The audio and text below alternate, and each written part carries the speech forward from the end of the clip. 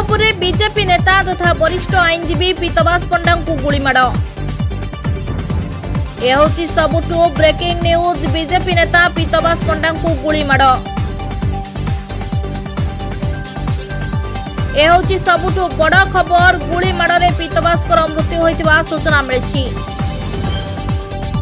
Bike रे आसी गुली करी फेरार होई गले दुर्बृत्त।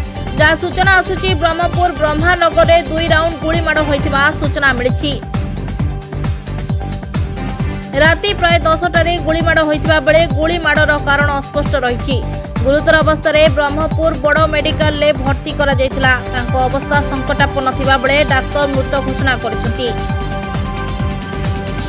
यह होची सबुठु ब्रेकिंग न्यूज। बीजेपी नेता पीतवास पंडा को गुलीमाड़।